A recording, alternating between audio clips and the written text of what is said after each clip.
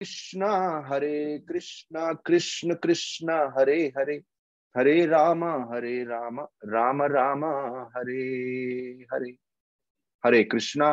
So we welcome everyone. आप सबका बहुत बहुत स्वागत है, जितने भी भक्त यहाँ पे एकत्रित हुए हैं।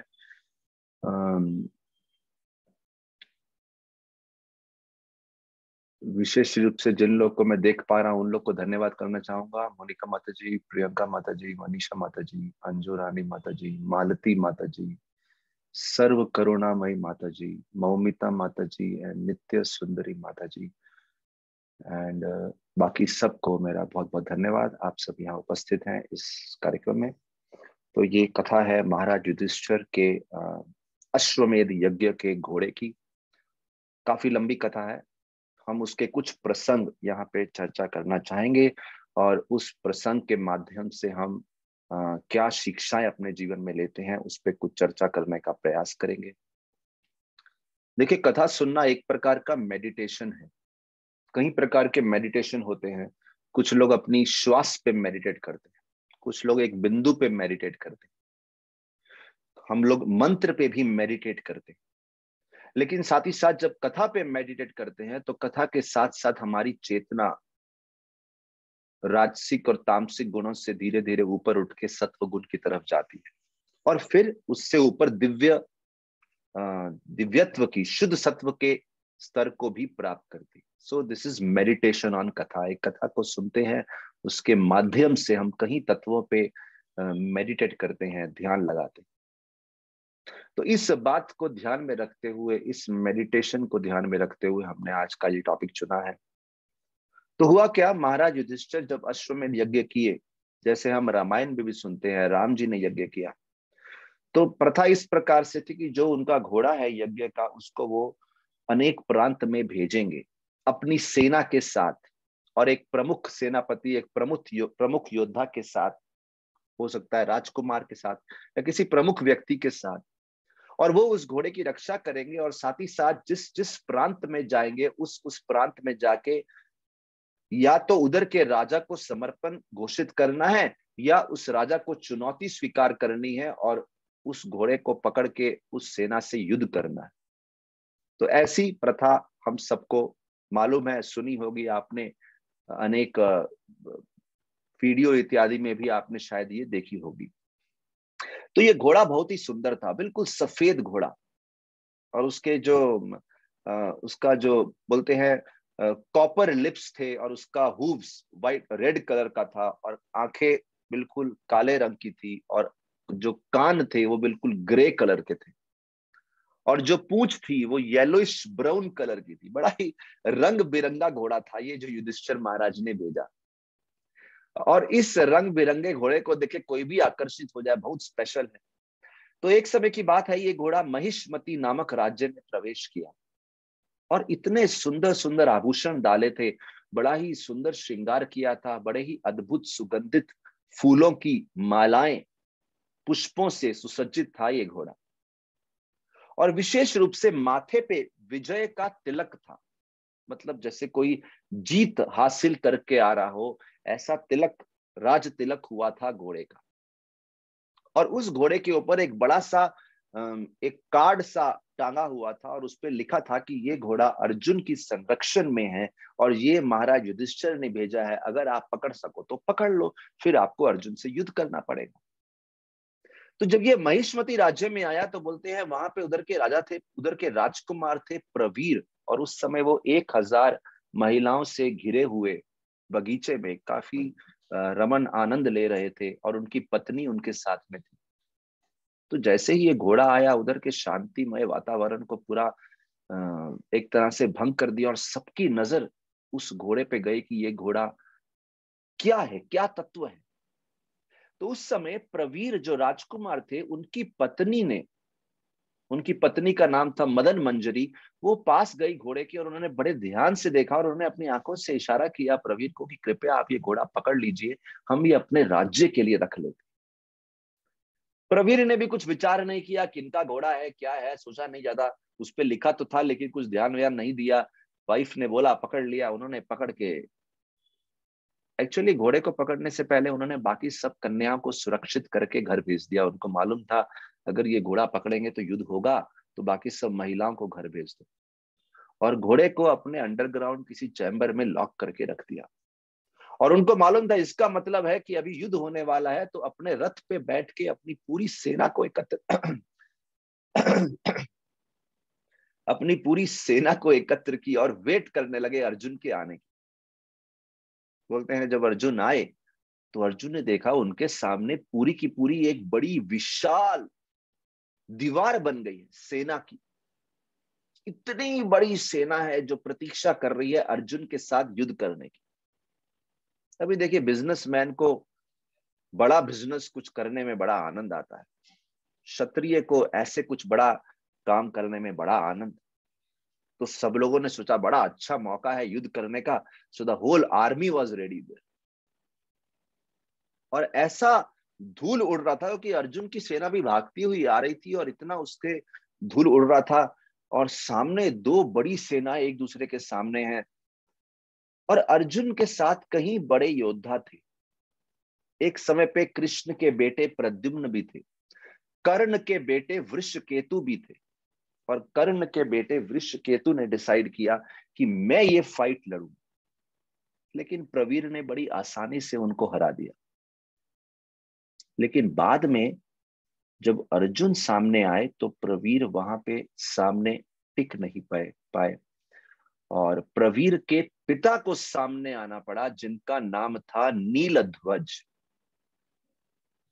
और जब नीलध्वज सामने आए ऐसा भयंकर युद्ध हुआ। अर्जुन ने बहुत अच्छे से नीलध्वज को हराया। तो जब नीलध्वज हार ही रहे थे तभी नीलध्वज ने अपने हाथ में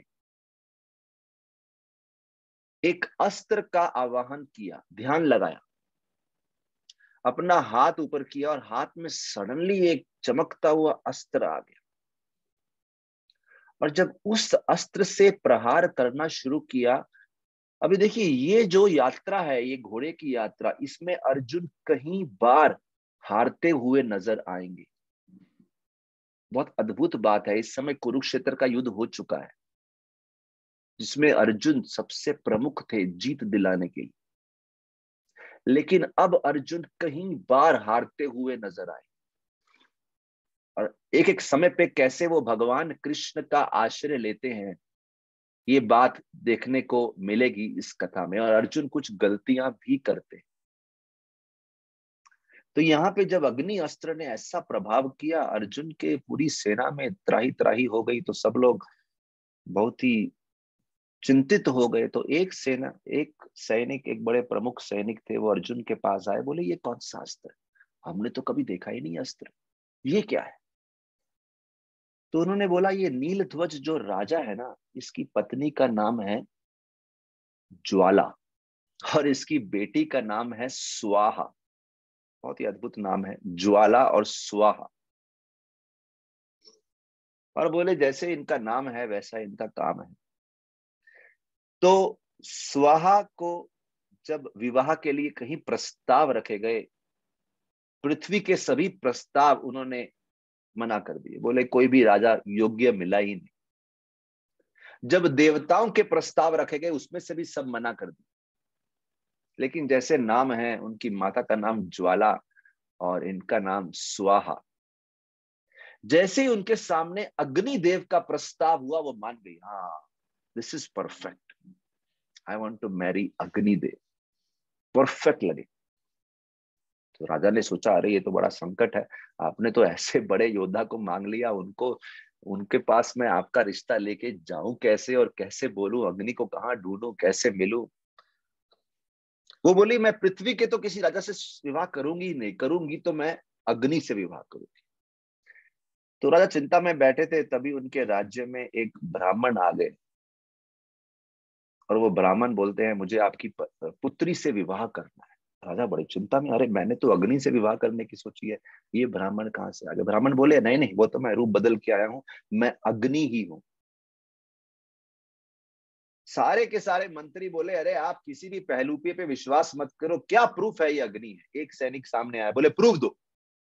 वो ब्राह्मण ने अपने मुख से ऐसी अग्नि निकाली, उसकी सारी दाढ़ी जल गई। उधर ज्वाला जो लड़की की माता थी, अग्नि की होने वाली सासू माँ थी, ज्वाला की बहन थी वहां पे, वो बोली आप ये ना जादू वादू मत दिखाओ।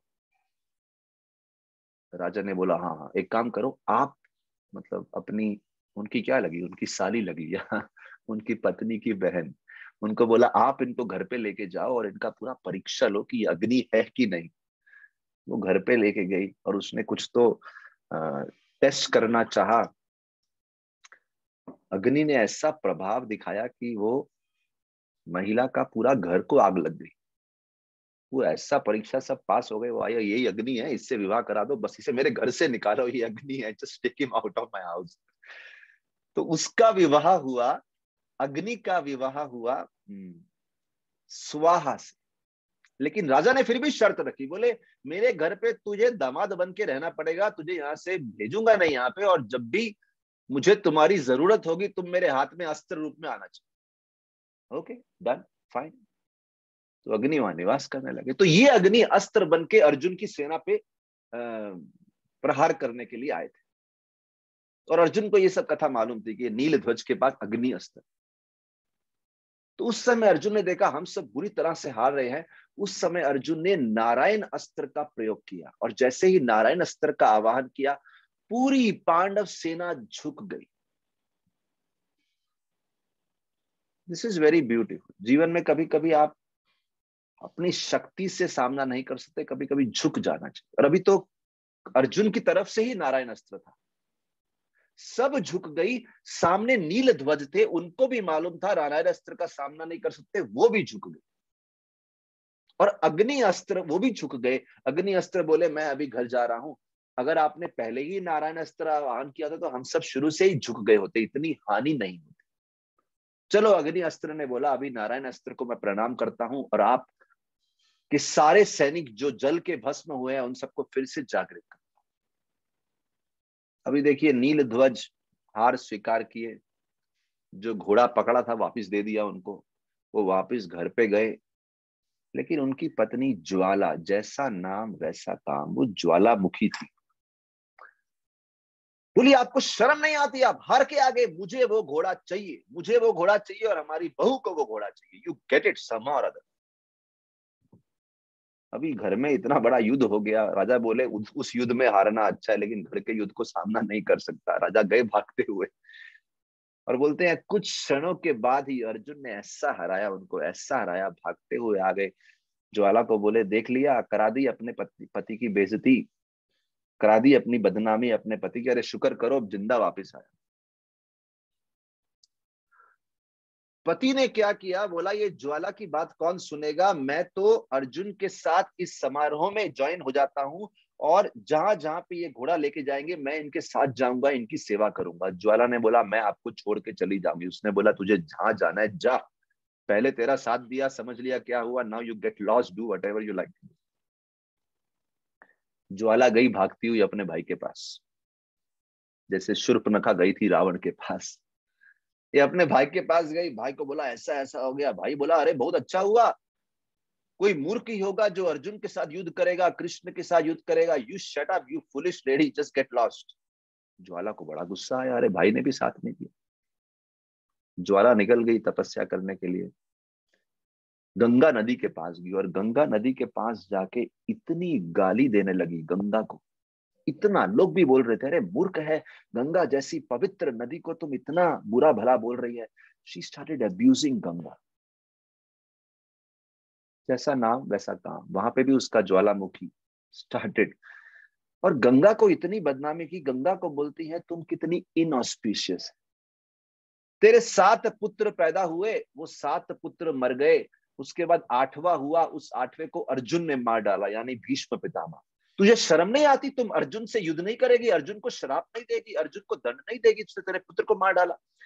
उसने इतना बुरा बोला, बोला गंगा जी को इतना बुरा भला बोला कि गंगा उस समय, बोलते हैं ना सडनली जब कोई इतना सारा बुरा भला सुना दे, हमारी भी मति मारी जाती है, और अंदर एक आवेग आ जाता है। गंगा जी को आवेग आ गया और उनके मुख से निकल गया 6 महीने में अर्जुन का सर कट गया। So we have to be very careful, कौन हमारे पास आके कैसे वाक्य बोल के जाता है और हमें भड़का के चले जाता है। यहाँ पे वो गंगा को भड़का के चली गई और ज्वाला बड़ी प्रसन्न, बोले मेरा काम हो गया, इसके मुख से यही तो श्राप निकलवाना था, निकलवा दिया, माई जॉब इज डन। उसके बाद बोलते हैं ज्वाला ने खुद अग्नि में प्रवेश किया, अग्नि प्रज्वलित की, उसमें प्रवेश किया और खुद अपने आप में एक अस्त्र बन गई। और वो अस्त्र जाके बोलती है मैं एक ऐसे राजा के तुनीर में प्रवेश करूंगी, वो राजा इस अस्त्र को 6 महीने बाद अर्जुन का सर काटने के लिए प्रयोग करे। अभी ये ज्वाला के साथ क्या हुआ ये अर्जुन को नहीं मालूम। जैसे परीक्षित महाराज निकल गए थे, श्रृंगी ने श्राप दिया, अर्जुन को मालूम, परीक्षित महाराज को मालूम नहीं था, उस समय बाद में बताया गया उनको। तो इतना कुछ पीछे हो गया, ही वॉज एब्सोल्युटली अनअवेयर कि कौन सा काल उनके सर पे मंडरा रहा है, उनको नहीं मालूम था किसने कब श्राप दे दिया। वहां से वो निकल गए अर्जुन। अर्जुन ने तो अपनी यात्रा आगे प्रारंभ रखी। So this was Mahishmati. Mahishmati में प्रवीर का सामना हुआ, नीलध्वज का सामना हुआ, नीलध्वज साथ में ज्वाइन हो गए। अभी जहां ये सब कथा हो गई, बोलते हैं उसके बाद नेक्स्ट स्थान पे आया। अभी देखिए जब अर्जुन भ्रमण कर रहे थे तो यहां से तो अर्जुन निकल लिए, उसके बाद स्वयं कृष्ण भी कुछ समय के लिए अर्जुन को ज्वाइन हो गए।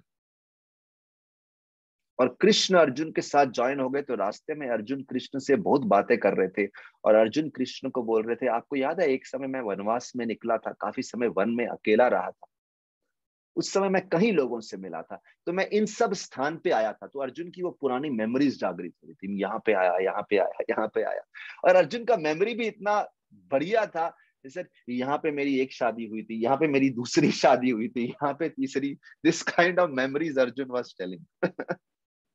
ऐसा मेमोरीज तो कोई नहीं बताता है। लोग बोलते हैं यहाँ मेरा स्कूल हुआ था, यहाँ हम खेला करते थे, बट नोबडी सेज यहाँ मेरी पहली शादी हुई थी, यहाँ दूसरी हुई थी, यहाँ तीसरी हुई थी। That was Arjun. बड़े ही प्रसन्न होके वो सब बता रहे थे। तो फाइनली वो एक ऐसे स्थान पे आए, नदी के किनारे बैठे और बोले इस स्थान पे मैं उलूपी से मिला था। बोले मैं नदी में स्नान करने उतरा, सडनली मेरे को, मैं नदी जल के अंदर था, मुझे जल के अंदर से किसी ने खींचा और सीधा नागलोक में ले।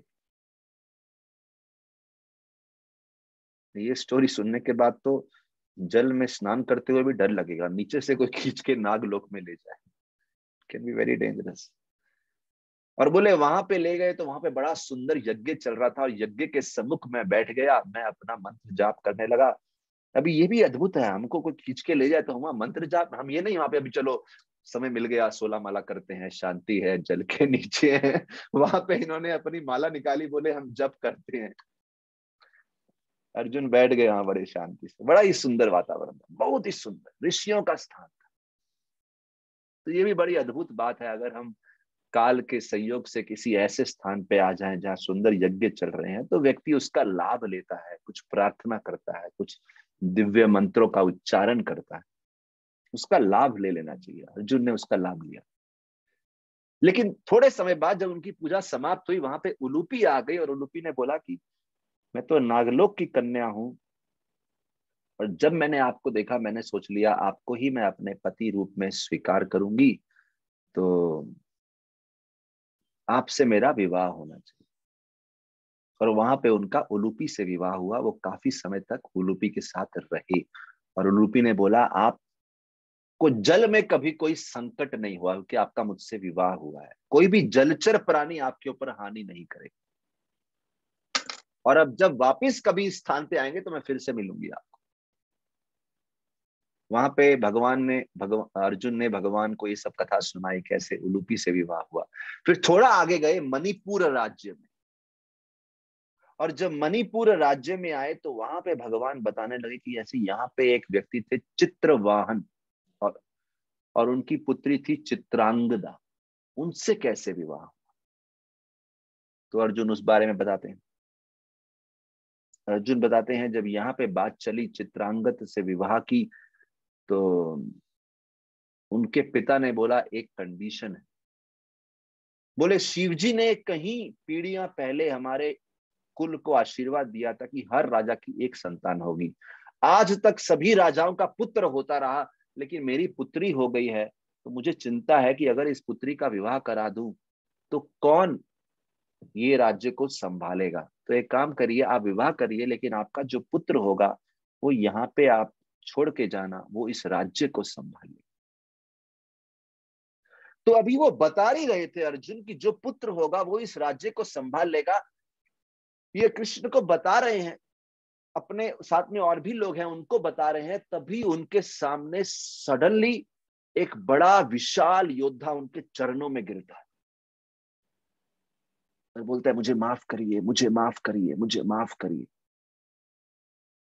इनको समझ नहीं आ रहा ये कौन क्षत्रिय है जो मेरे चरणों में गिरा, क्योंकि अर्जुन को कभी किसी क्षत्रिय ने इस प्रकार से प्रणाम नहीं किया था, उनके चरणों में सर रख के। It was too much for a Kshatriya.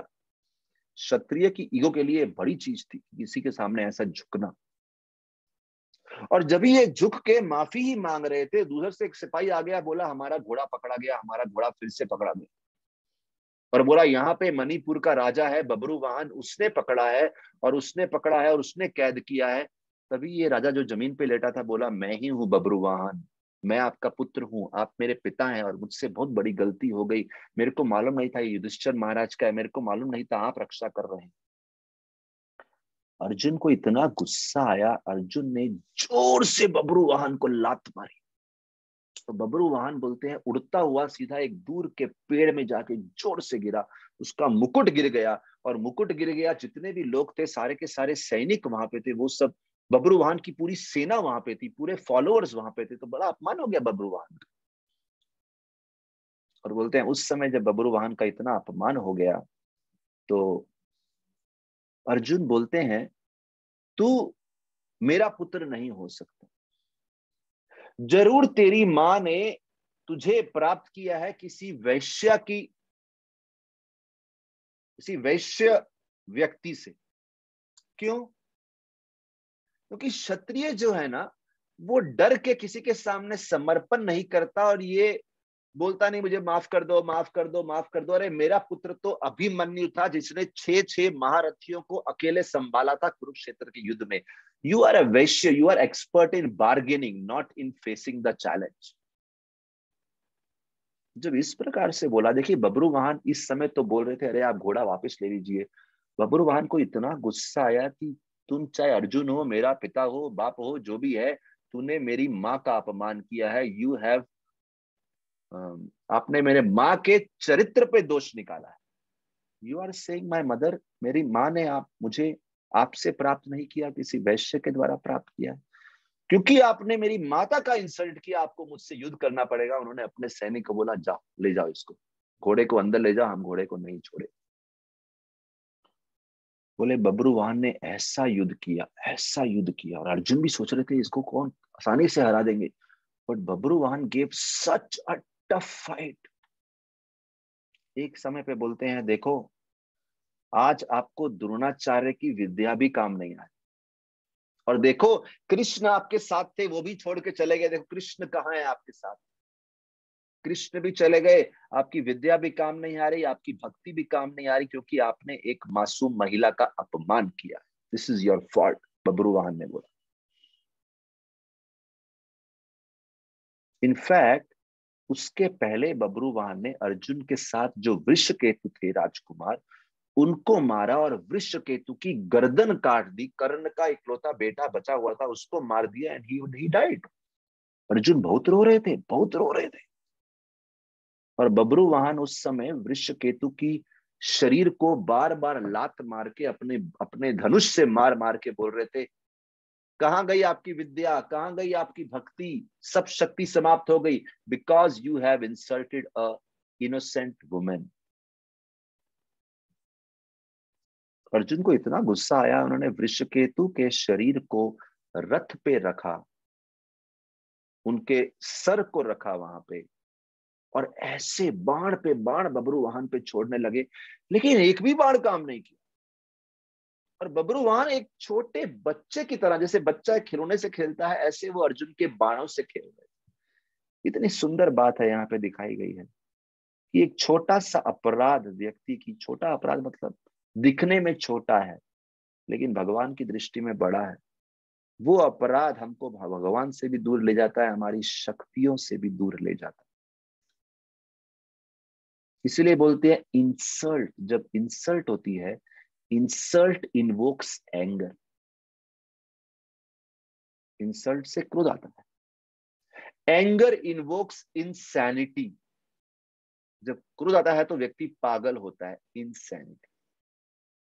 Insanity invokes foolish actions. Please understand this sequence, पूरा भगवत गीता के श्लोक जैसा ही है। यहां पे पॉइंट क्या है?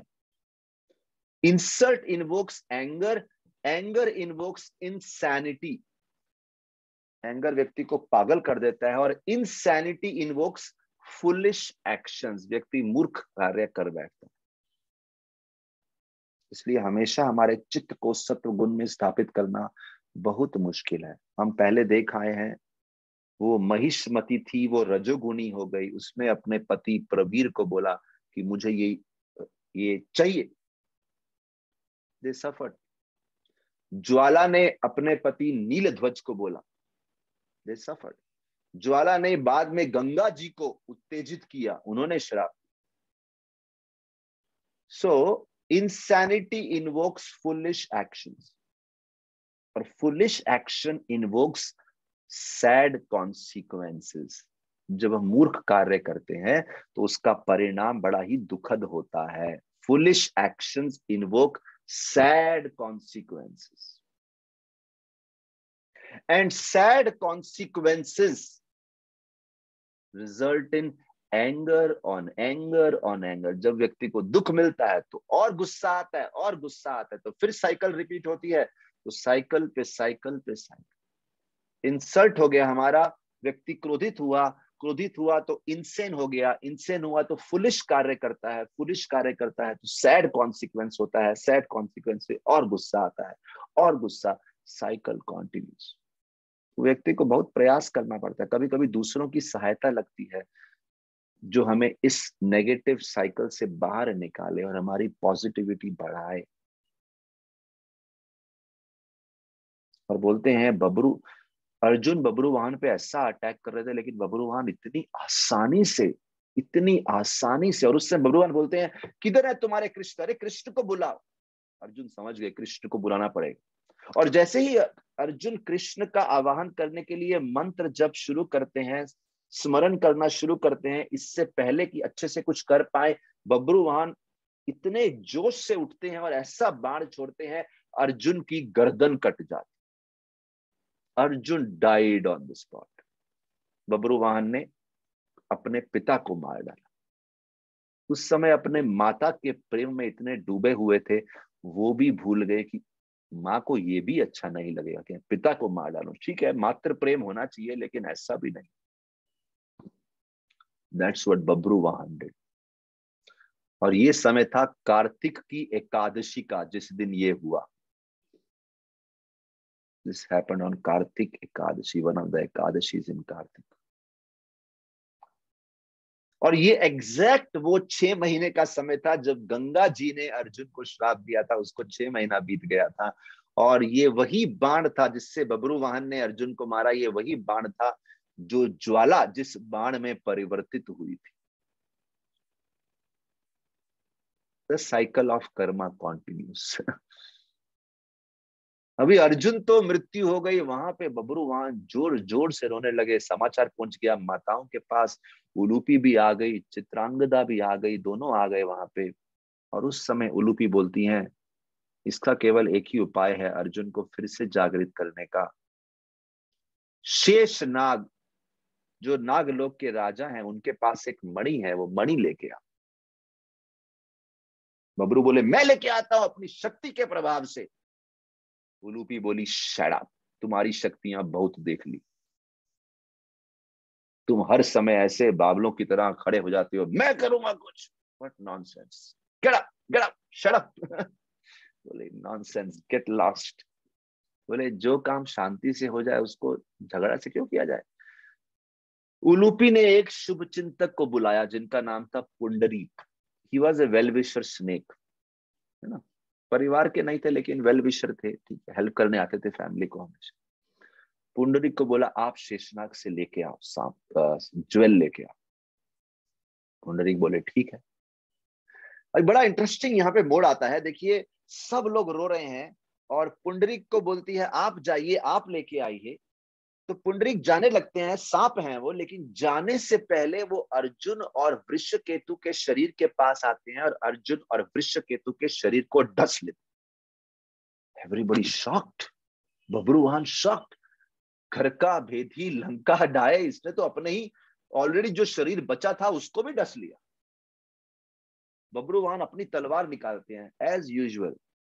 उनको मालूम नहीं, शांति से, अरे कुछ अटैक करने से पहले पूछना चाहिए, हो सकता है कुछ कारण होता है। कभी कभी कुछ एक्शन इतने रॉन्ग दिखते हैं, लेकिन wrongest of the action are backed up by the most pious intentions. सबसे गलत एक्शन के पीछे भी कभी कभी बहुत ही हाई लेवल इंटेंशंस होते हैं। ऐसा कहीं कथाओं में आप नोट करेंगे। उस समय जब बब्रुवाहन तलवार निकालने वाले थे, पुंडरीक को मालूम था ये कभी भी तलवार निकाल के मेरा सर काट देगा। उन्होंने बोला वेट,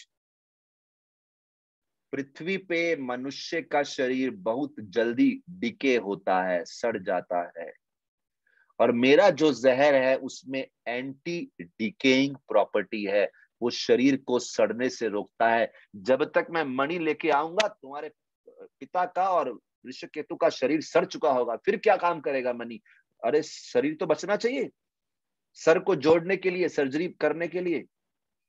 तो मैंने इसमें एंटी डिके वेनम डाल दिया है, एंटी डिके केमिकल डाल दिया है, अभी ये सड़ेगा नहीं, इट विल लास्ट लॉन्ग। बस अभी तुम्हें क्या करना है, तुम्हें रक्षा करनी है, कोई जीव जंतु खा ना जाए इसको। This is a very powerful point. Apparently wrong action बाहर से दिख रहा है, लेकिन उसके पीछे बहुत प्योर इंटेंशन है। तो जब भी कोई एक्शन रॉन्ग दिखे, वेट, कभी कभी समय समझाएगा कि इसके पीछे भी कोई बड़ा ही गूढ़ रहस्य हो सकता है। एक बड़ी सुंदर स्टोरी आती है, कभी फिर चर्चा करेंगे श्रद्धा में, शकुंतला और दुष्यंत की। आप में से कुछ लोगों ने सुनी होगी। उसमें भी शकुंतला अपनी संतान को लेके आती है और दुष्यंत को बोलती है कि ये संतान आपकी है। दुष्यंत चुप, वो स्वीकार ही नहीं करते ये संतान उनकी। तो बोलते हैं उस समय जब लंबे समय तक वो स्वीकार नहीं करते, शकुंतला मन ही मन सोचती है कि ये राजा इतने बाहर से तो लग रहा है कि धोखा दे रहे हैं, लेकिन इसके पीछे कोई ना कोई तो कारण होगा। So this is very interesting. आप किसी रिश्ते पे बहुत श्रद्धा रखते हैं और वो रिश्ता सही समय पे साइलेंस रखता है, आपकी सहायता नहीं करता, और अपेरेंटली डज समथिंग उल्टा ही, और आप बोलेंगे आपको फिर भी श्रद्धा है। नहीं, इसके पीछे कोई तो कारण होगा, उनकी कोई तो मजबूरी होगी। Let me not lose trust. बहुत पावरफुल पॉइंट है। पुंडरीक यहाँ पे देखते हैं, उन्होंने जब ऐसा बोला तो बब्रुवाहन को बहुत शर्म आई। पुंडरीक नागलोक पहुंच गए, शेषनाग के पास गए। शेषनाग बोला जरूर आप ये ज्वेल लेके जाओ। अभी वो देने ही वाले थे, उन्होंने सोचा नहीं नहीं नहीं, मेरे साथ में तो बहुत सारे लोग हैं, मेरे अनुयायी हैं, फॉलोअर्स हैं, उनसे पूछना चाहिए, है ना। कभी कभी आप कुछ डिसीजन ले लेते हैं तो आपके बाकी लोग बोलते हैं अरे आपने मीटिंग में सबसे पूछा ही नहीं, अकेला ले लिया decision, this is very bad. तो ऐसा कभी कभी होता है, आपने नोट किया है, अभी कुछ भी डिसीजन हो सब मिल के लेना चाहिए। अभी शेषनाग ने बोला ये दे दो, क्योंकि शेषनाग बोला मेरे एक्सपीरियंस के हिसाब से अभी तक के एक्सपीरियंस बहुत अच्छे हैं मनुष्यों के साथ, तो दे देना चाहिए। लेकिन जब शेषनाग ने ये एजेंडा मीटिंग में रखा, सारे के सारे सर्प अगेंस्ट हो गए। बोले हम मनुष्य को नहीं देंगे। बोले इस जगत में सबसे ज्यादा अनग्रेटफुल स्पीसीज जो है मनुष्य, they are the most ungrateful species. And we know, you know, dog is very grateful. आजकल इसलिए लोग कुत्ता रखना पसंद करते हैं। बोले मनुष्य नहीं, कुत्ता रखेंगे घर पे, मनुष्य से रिश्ता नहीं रखेंगे। तो इट इज अनग्रेटफुल स्पीशीज। और जब ऐसा बोला अनग्रेटफुल स्पीशीज है, बोले अगर इनको दे दिया, इन्होंने गरुड़ को दे दिया तो गरुड़ को दे दिया, हम तो बिल्कुल सब शक्तियों से विहीन हो जाएंगे। जो पूरी की पूरी टीम चढ़ गई शेषनाग के ऊपर, शेषनाग में ठीक है ठीक है ठीक है, नहीं देंगे नहीं देंगे, ठीक है जाओ जाओ, नहीं मिलेगा। पुंडरीक चले गए।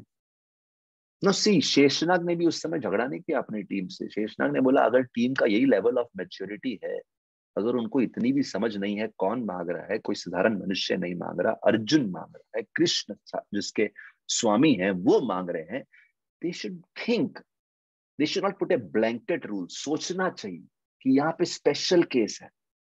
लेकिन इस समय कोई रेडी नहीं हुए तो कभी कभी समझदार व्यक्ति जबरदस्ती सिखाता नहीं है, काल सिखाएगा। He tried to tell them, नहीं सुना, forget it, काल सिखाए। पुंडरीक वापस गए, उलूपी को बोला काम नहीं बना। तब बब्रुवाहन ने बोला माता अभी आपने ट्राई करने दिया, कर लिया, अभी मुझे जाने दीजिए। ओ बब्रुवाहन जो पहुंच गए अपनी सेना लेके, और जो युद्ध हुआ वहां पे, शेषनाग जोर जोर से हंसने लगे और बोले, अच्छा उसमें जो सबसे प्रमुख सैनिक था ना, धृतराष्ट्र नाम था उसमें, जो मना कर रहा था ज्वेल देने को, बोले धृतराष्ट्र को तूने ही मना किया था ना, अभी जा भुगत, जा तू युद्ध कर, मैं यहां बैठा हूं, तू युद्ध कर।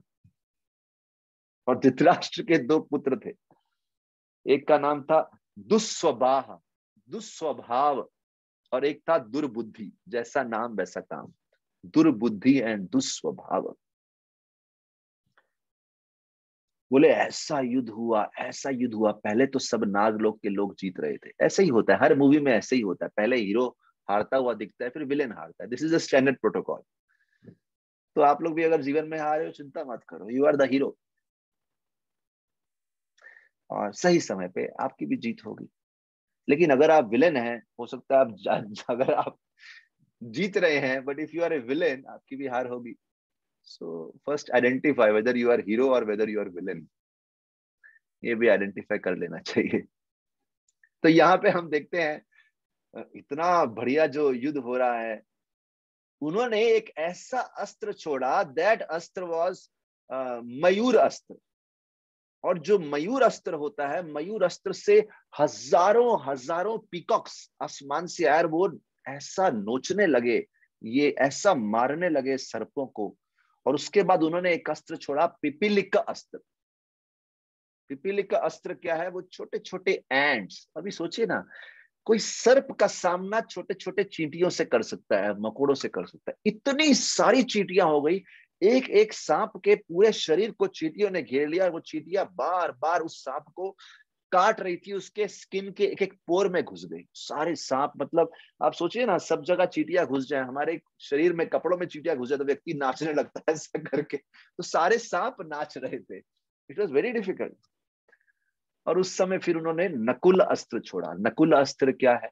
बहुत सारे नेवले आ गए, और उन नेवलों ने जो नानी याद दिला दी सब नागलोक के निवासियों को। और शेष नाग वो अपनी पीठ पे जमीन पे लोटपोट होते हुए जोर जोर से हंस रहे हैं, और पंगा लो, और पंगा लो, आप अर्जुन से दुश्मनी मोल लेंगे, come on go ahead. And he is laughing. So therefore अगर 10 लोग आपकी बात नहीं मान रहे और आपकी बात सही है, तो उसके बारे में डोंट बिकम स्ट्रेसफुल। सही समय उनको सिखाएगा। You don't have to take stress of improving the whole world. सारी दुनिया को सुधारने का स्ट्रेस आपको नहीं लेना है। Relax, take it easy, enjoy life. सही समय पे खूब हंसना, हंसी का समय आएगा। शेषनाग बहुत हंसे, बहुत हंसे। शेषनाग ने वो हीरा दे दिया, जा लेके जाओ अर्जुन को, दे दो। जब वो अर्जुन के पास लेके जा रहे थे, बब्रुवाहन अपनी माँ के पास, पीछे से क्या हो गया, बोलते हैं पीछे से एक वो जो दुर्बुद्धि और दुस्वभाव थे, उनके पिता जो मरने वाले थे धृतराष्ट्र, उन्होंने बोला आप लोग जाओ और आप अंडरग्राउंड रास्ते से जाओ, बब्रुवाहन से पहले पहुंच जाओ, क्योंकि रोड पे ट्रैफिक रहेगा, अंडरग्राउंड ट्रैफिक नहीं है, आप फास्ट पहुंच जाएंगे। सिग्नल भी नहीं रहेगा, रेड सिग्नल, कुछ ग्रीन सिग्नल, कुछ नहीं। और बोले आप वहां जाके अर्जुन का सर चुरा लो। बोलते हैं वो वहां पहुंचे, इधर से बब्रुवाहन पहुंचे, और जब बब्रुवाहन हीरा लेके गए, सारे के सारे रिश्तेदार बब्रुवाहन को घेर लिया। Oh such a wonderful hira, such a beautiful diamond. वो सब डायमंड को देखने में इतने रम गए, वो पीछे अर्जुन के शरीर को छोड़ दिया। और उधर से वो दोनों आए और भाग के अर्जुन का सर उठाया और भाग लिए। और जब वो हीरे को लेके गए अर्जुन के सर को जोड़ने के लिए, अर्जुन प्रभु के शीश को शरीर से जोड़ने के लिए, ओ माय गॉड, देखा वहां पे तो शीश ही नहीं है उनका। सब लोग इतना रोए, इतना रोए। उस समय उन्होंने सोचा अभी हमने सब प्रयास कर लिया, अभी कृष्ण का स्मरण कर। कृष्ण का स्मरण किया, वहां कृष्ण आए। कृष्ण भागते हुए उस समय आए और साथ में माता कुंती को भी लेके आए। पता नहीं कृष्ण कुंती को क्यों लेके आए, मुझे समझा नहीं। बेचारी माँ कितनी दुखी होगी जब उसके बेटे का सर कटा पड़ा। I have no idea why he made the whole life so difficult. But Krishna की भी कुछ योजना होगी। कुंती को साथ में लेके आए, प्रद्युम्न को साथ में लेके आए, भीम को भी साथ में लेके आए। और उस समय बोलते हैं कृष्ण ने घोषणा की। अभी देख कृष्ण कितना अच्छा बात बोलते हैं हमारी दुनिया को सिखाने के लिए। कृष्ण बोलते हैं अगर मेरे जीवन में कुछ पवित्रता है, अगर मैंने कुछ पवित्र काम किए हैं, तो कृष्ण बोल रहे हैं ऐसा, अगर मैंने कुछ पवित्र काम किए हैं तो मेरी प्रार्थना है कि जीवन में सारी पवित्रता आज मेरे को सहायता में आए, और उस पवित्रता के बल पे अर्जुन का सर जहां पे भी है मेरे पास, मेरी गोद में, मेरे हाथ में वापिस आ जाए। और जो लोग उस सर को चुरा के ले गए हैं उन दोनों के सर 1000 टुकड़ों में फट जाएं, जैसे ही कृष्ण ने ये बोला। अच्छा, पहली बात, कृष्ण ने ऐसा क्यों बोला? हमको सिखाने के लिए कि हमारे पायस कर्म सही समय पे हमारे साथ देंगे। Ultimately, in most difficult times, what comes to your rescue is the piety which you have earned by following dharma. जैसे ही उन्होंने ये बोला, वो फॉरेस्ट में से जोर से ब्लास्ट की आवाज आई और दो सर फटे 1000 टुकड़े में, और अर्जुन का सर उड़ता हुआ बड़े प्रेम से सीधा कृष्ण के हाथ में आ गया। कृष्ण ने बोला वो मणि लेके आ। वो मणि लेके आए। सबसे पहले भगवान कृष्ण ने वो मणि वृषकेतु की छाती पे लगाया। जैसे ही लगाया, वृषकेतु का सर एक मैग्नेटिक इफेक्ट की तरह जोर से शरीर की तरफ गया और जुड़ गया। वृषकेतु मानो लंबी नींद के बाद उठे।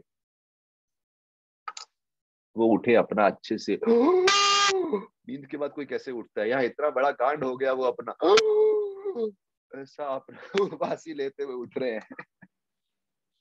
फिर बाद में उन्होंने अर्जुन की छाती पे लगाया। अर्जुन जागृत हो गए। एंड दैट्स हाउ कृष्ण और अर्जुन जागृत हुए। भगवान कृष्ण को अर्जुन ने जोर से आलिंगन किया और इस प्रकार वो मणिपुर की राजधानी में जाके कुछ समय निवास की। अभी यहाँ पे देखिए, उस समय बब्रुवाहन बहुत डिप्रेशन में थे कि मेरे पिता की मृत्यु मेरे हाथों से इतना कुछ हो गया। Now the interesting point is, Krishna ने बब्रुवाहन को ऐसी सांत्वना दी। बोले बब्रुवाहन, किसी बात का शोक मत मनाओ। इस बात का व्यक्ति को पश्चाताप होना चाहिए, प्रायश्चित होना चाहिए, लेकिन यहाँ पे आप देखिए, आपने अर्जुन को हराया, इससे तो अर्जुन की छाती चौड़ी हो गई ना कि उनका पुत्र इतना शक्तिशाली है। अरे कोई व्यक्ति पूरी दुनिया को हराना चाहता है लेकिन अपने पुत्र के हाथों हारना चाहता है। अर्जुन तो बहुत प्राउड फील कर रहे हैं। और जहां तक अर्जुन की मृत्यु की बात है, उसके आप कारण नहीं है। ये तो दैव की इच्छा थी। दुनिया को ये सिखाना था कि अर्जुन जैसा योद्धा ही क्यों ना हो, भगवान का इतना बड़ा भक्त क्यों ना हो। जब एक मासूम व्यक्ति के ऊपर इस प्रकार से कड़वे शब्द बोलता है, जजमेंट पास करता है, जैसे उसने तुम्हारी माँ के बारे में बोला कि उसने किसी वैश्य के द्वारा तुम्हें प्राप्त किया, बिना सोचे समझे कुछ भी शब्द बोलते जा रहा है, वाणी पे कंट्रोल नहीं है, ऐसे व्यक्ति को दंड भुगतना पड़ेगा। I wanted to set this example for the whole world. और ये स्थापित करने के लिए हमने आपका प्रयोग किया। So relax, take it easy, you are on the cause, be happy. तो इस प्रकार से बब्रुवाहन को प्रसन्न किया। तो नील ध्वज की कथा हो गई, उलूपी की कथा हो गई, बब्रुवाहन की कथा हो गई, आगे रथ चलता गया। आई होप आप लोग आनंद से सुन रहे हैं। अगर और सुनना चाहेंगे तो एक हरि बोल लिख दीजिए, क्योंकि कथा तो बहुत सारी है, अच्छी कथा है। एक हरि बोल सब लोग चैट पे लिख दीजिए, देखते हैं कितने लोग सुन रहे हैं। अगर 5-10 हरि बोल आएंगे तो मतलब बाकी लोग लॉग इन करके बैठे हैं, कोई सुन नहीं रहे हैं, सब लोग अ, वृक्ष केतु की तरह उबासियां ले रहे हैं। एक और कथा समाप्त। देखते हैं कितने हरि बोल आते हैं।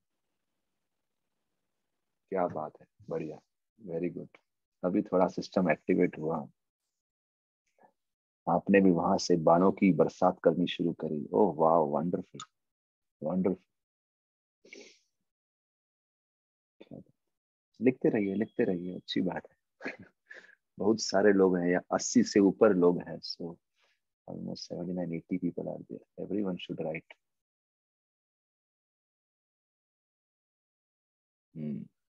ये आप लोग कुछ हैंड रेस कर रहे हैं, आपको प्रश्न है बीच में, या मैं कथा करते रहूं आगे? हाँ, किसी ने हैंड रेस किया है। अनर्पित प्रेम माता जी एंड मनीषा माता जी, तो गलती से हो गया है प्लीज या? Continue. Yes yes, okay okay okay okay. So thank you to everyone जिसने हैंड रेस किया, सॉरी हरि बोल बोला है, हैंड रेस नहीं, जिसने हरि बोल बोला है, उन सबको धन्यवाद। हरि बोल प्रभु जी, हरि बोल। हरे कृष्णा। तो आगे चलते हैं। इस प्रकार से कथा हुई। अभी यहां तक जब ये आ गए, इतना बड़ा सीख भगवान ने दे दिया। अभी अगली कथा इस प्रकार से आती है कि यही घोड़ा आगे चल एक स्थान पे ऐसे गया था कि जैसे ही घोड़े ने एक चट्टान को स्पर्श किया, वो पूरी की पूरी पूरा पूरा घोड़ा जो था वो चट्टान में बदल गया। अर्जुन वहां शॉक, अरे अपनी पूरी यात्रा इस घोड़े पे डिपेंडेंट है, घोड़ा ही चट्टान बन गया है तो बड़ी समस्या हो गई। मतलब पूरा प्रोजेक्ट का central focus point became a rock. Arjun और उनके सिपाही सब ढूंढते हुए गए कि क्या कारण है। तो वहां पे एक शौबरी ऋषि का आश्रम था, बड़ा ही सुंदर आश्रम। बोले वहां पे एक नेवला और एक सांप एक दूसरे को गले लगा रहे। एक बाघ एक बिल्ली को एक बाघ एक गाय के बछड़े को चाट रहा है प्रेम से, जैसे एक गाय अपने बछड़े को चाटती है, इतना प्रेम।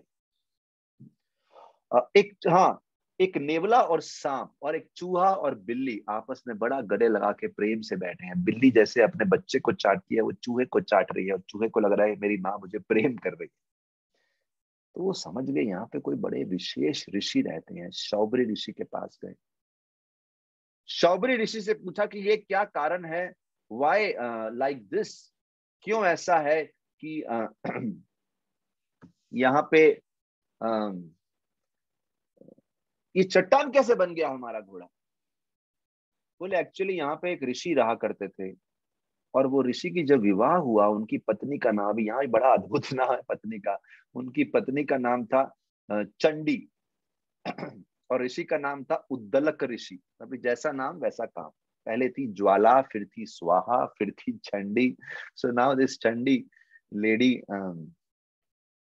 उद्दलक ऋषि की पत्नी। बोले जब विवाह हुआ तो पंडित जी ने चंडी को बोला, आज से तुम हमेशा अपने पति की बात मानना। चंडी बोली, कभी नहीं मानूंगी। पति घबरा गए, शादी के पहले दिन ही ये रूप, बाद में क्या रूप दिखाएगी पता नहीं। He became all nervous about. तो वो पंडित जी की तरफ देखने लगे, शादी तोड़ दूं क्या, अभी तो जस्ट फेरे कंप्लीट हुए हैं, it's fine, I think I can break, no problem. पंडित ने बोला, नहीं नहीं, छोटी बच्ची है, धीरे धीरे समझ जाएगी, बड़ी हो जाएगी, मैच्योर हो जाएगी, बालपन बहुत है। तो उन्होंने बात मान ली, ठीक है पंडित जी बोल रहे हैं तो बड़ी हो गई। समय बीतता गया। वो उद्दलक ऋषि जो बोले उसके उल्टा ही करती थी। उद्दलक ऋषि बोले अभी रात हो गई है, घर के अंदर आ जाओ, वो सामने जंगल में जाके सो जाती, नहीं मैं घर के अंदर नहीं आऊंगी। उद्दलक ऋषि बोले कि मेरा कमंडलू ले आओ, वो कमंडलू लेके जोर से जमीन पे मारती, तोड़ देती। एक दिन उन्होंने बोला कि हम अपने पिता का श्राद्ध करते हैं, नहीं करूंगी। मैडम माय गॉड, कैसी वाइफ है घर में, मतलब वैकुंठ बनने की बजाय घर तो कुरुक्षेत्र बन गया। कि जो वो बोले उससे उल्टा ही है। इमेजिन क्या हालत हुई होगी। आप सब गृहस्थ लोग हैं, आप समझ सकते हैं, घर में अगर ऐसा हो, ऐसे रिश्ते हो, एक दूसरे के विपरीत सब चल रहे हैं, how can you stay in that family, it's so difficult. उम्मीद है आपके किसी घर में कुरुक्षेत्र नहीं है, आपके सब घर वैकुंठ है, हमारी प्रार्थना है। इमेजिन जहाँ ऐसा हो।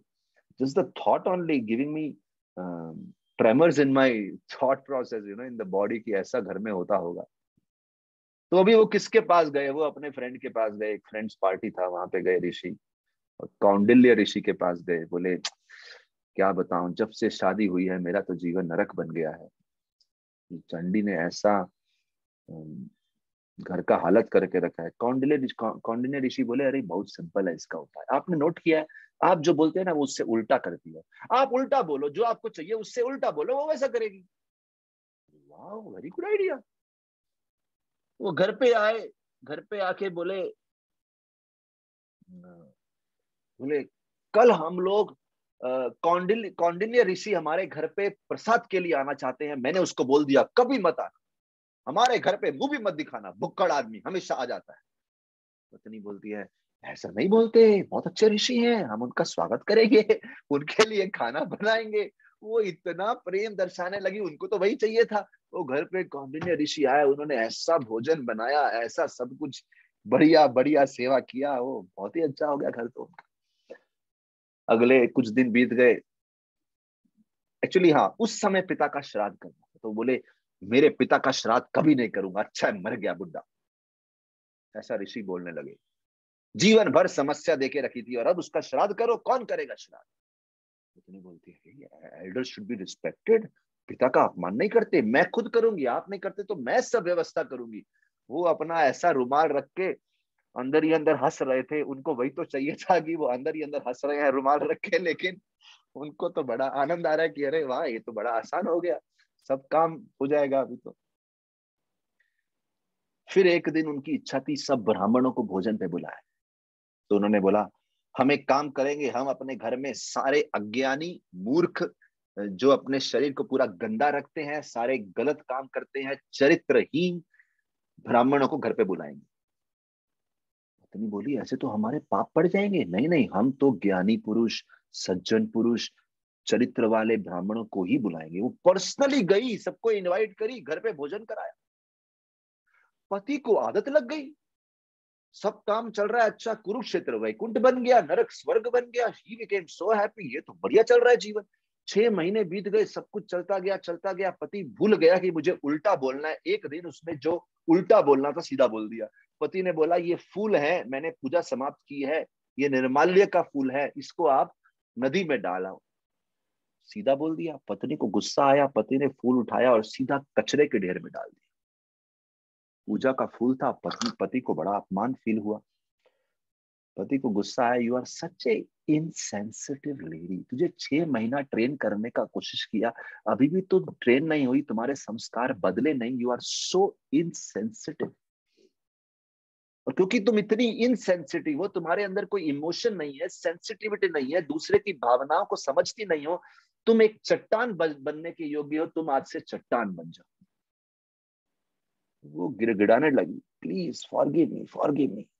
उनको दया आई, बोली तुम चट्टान तो बनोगी, लेकिन जब अर्जुन यहाँ पे अश्वमेध यज्ञ का घोड़ा लेके आएंगे और अर्जुन इस चट्टान को स्पर्श करेंगे तो ये चट्टान मुक्त हो जाएगी और तुम्हें वापस अपना स्त्री रूप मिलेगा। तो ये कथा अर्जुन को सुनाई जा रही। तो यहाँ हम देखते हैं the power of sensitivity and insensitivity. कभी कभी हम इतने सेल्फिश हो जाते हैं, इतने सेल्फिश की पूरा दूसरों के प्रति सेंसिटिविटी खो बैठते हैं। And this is amazing. आज सुबह हम कथा कर रहे थे, शायद आप में से कुछ लोग कथा में होंगे, रावण के बारे में कथा कर रहे थे कि रावण एक समय पे तपस्या करके बहुत शुद्ध हो गया था। उसने अपने भाइयों के प्रति, कुबेर के प्रति सारा वैर छोड़ दिया था। अरे सौतेला भाई है तो क्या, उससे वैर क्यों रखता था, इट्स फाइन, बहुत विनम्र हो गया था। लेकिन जब वो उसे कुबेर की लंका मिल गई और लंका की गद्दी पे बैठा, वो गद्दी का प्रभाव था, बोलते हैं ना वो धन तो जहां वो सर पे चढ़ गया उसके, ही लॉस्ट ऑल सेंसिटिविटी। तो कभी कभी अच्छे अच्छे सेंसिटिव लोग भी कोई कोई कोई कोई शक्ति मिल जाए, कोई ऐश्वर्य मिल जाए, कोई बड़ी गद्दी मिल जाए, कोई बहुत कंट्रोलरशिप मिल जाए, वो उनके सर पे घुस जाती है और वो सेंसिटिविटी लॉस लूज कर बैठते हैं। और हम एक बात पे चर्चा कर रहे थे, बोले इंटॉक्सिकेशन एंड कंट्रोलरशिप। इंटॉक्सिकेशन क्या होता है? नशा करना। जब व्यक्ति नशा करना शुरू करता है, बोलता है नहीं मैं थोड़ा ही लूंगा, मेरे जीवन पे इसका कोई एडिक्शन नहीं होगा, लेकिन कब एडिक्शन हो जाता है वो समझता ही नहीं, कब वो लाइन क्रॉस कर गया। ऐसे ही कंट्रोलरशिप, जब आप सेवा कोई करना शुरू करते हैं, आप सोचते हैं नहीं नहीं नहीं मैं तो बड़े ही एटिकेट से करूंगा, लेकिन वो सेवा करते करते करते कभी कभी व्यक्ति के अंदर कब कंट्रोलरशिप उसके सर में घुस जाता है और वो सारे एटिकेट, सारी सेंसिटिविटी पार करता है, उसको भी समझता नहीं। That person doesn't realize when he cross that line. तो चाहे वो ही हो या शी हो, कोई भी हो, मनुष्य बद्ध जीव की ये समस्या है कि कब वो सेंसिटिविटी से इनसेंसिटिविटी के जोन में चले जाता है। This is the problem with condition soul.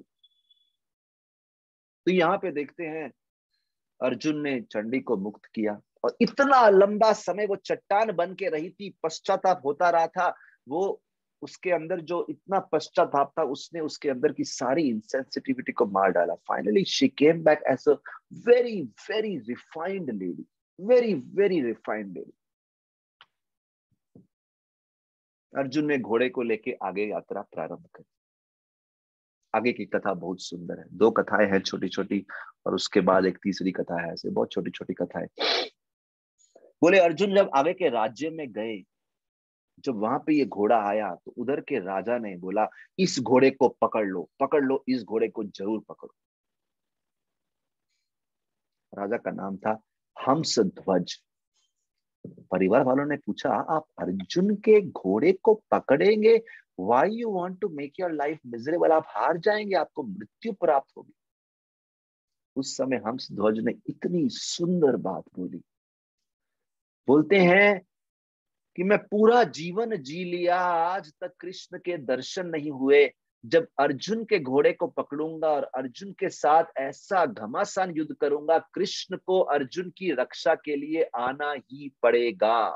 He will have to come. Arjun को लेके, कृष्ण को लेके आएंगे। घोड़ा पकड़ लिया। हंसध्वज ने बहुत सेनाएं तैयार करी।